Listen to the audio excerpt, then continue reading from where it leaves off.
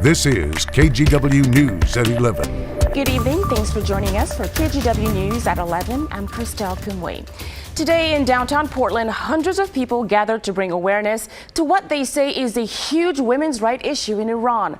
Christine Pitawanich was there as people made their voices heard.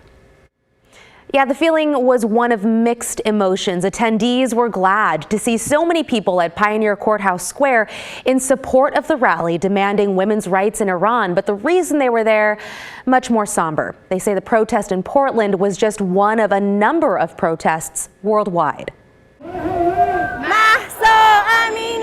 In Portland's living room, hundreds of people came together to call attention to the death of a 22-year-old, Mahsa Amini, who died in Iran last month after police arrested her for improperly wearing a hijab, which is a traditional headscarf worn by Muslim women. Justice for Iran! After a while, people took to the streets to peacefully demonstrate. Women want freedom! This protest, attendees say, is just one of many that happened around the world on Saturday.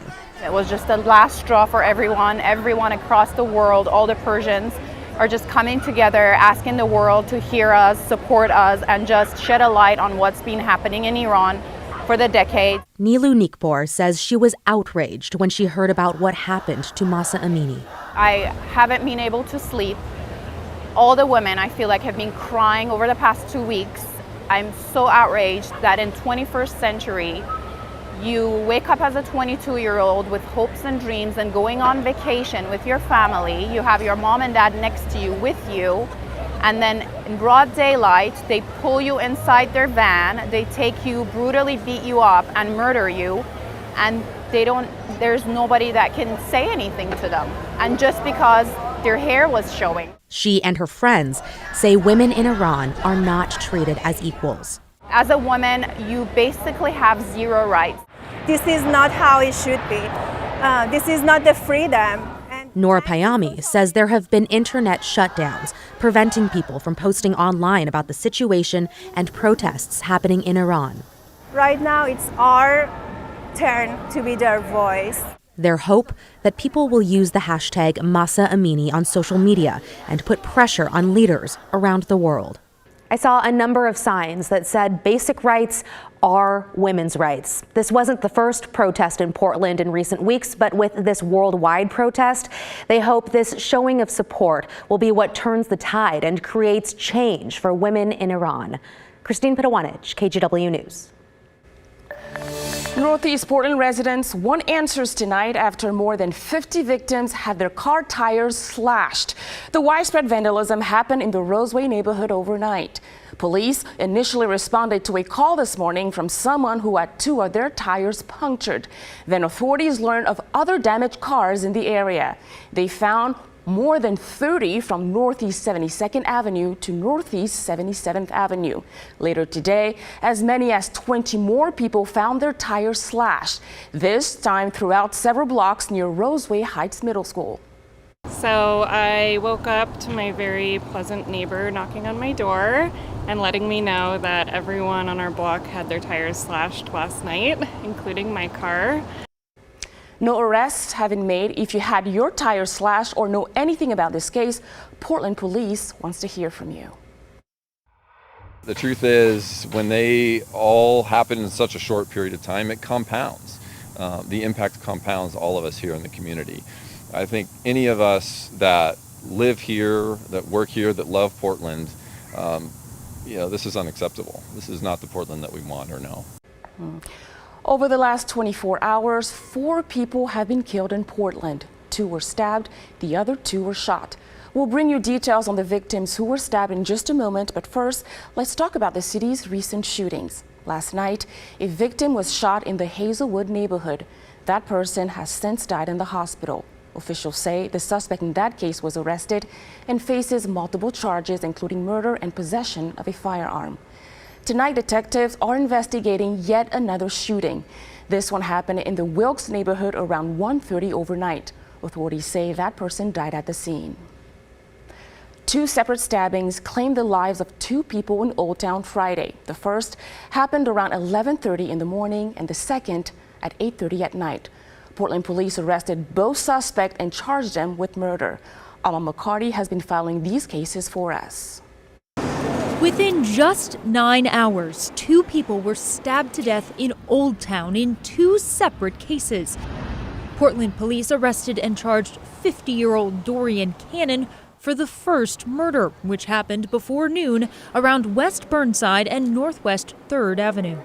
Noteworthy thing is this happened in broad daylight. It was right in the middle of the day, right at 11:30, right before lunch. Later, officers responded to yet another deadly stabbing around 8:30 at night near Northwest Broadway and Cooch.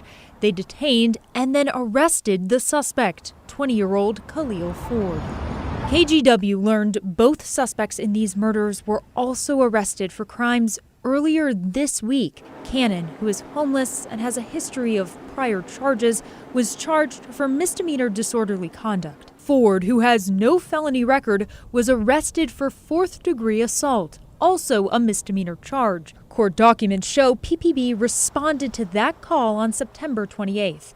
The officer found the victim with a bloody face and head on the ground on Northwest 14th Avenue, her walker broken. The victim told police she'd been assaulted, punched in the head, and hit with a broom handle. Ford allegedly told detectives, "She made me assault her." He pled not guilty and was released of his own recognizance the next day, which means that no bail was required.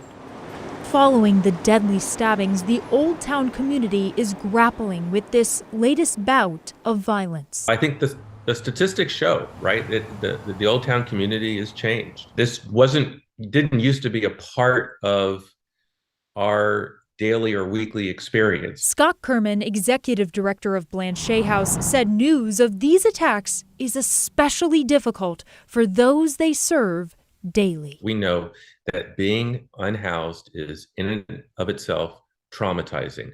So they are re-traumatized every day. You wake up and you're cold, maybe you're wet, you're not really sure what's going to happen that day. They have community with one another. They have connections with us, our volunteers and our staff and our peers, and they just want a peaceful meal.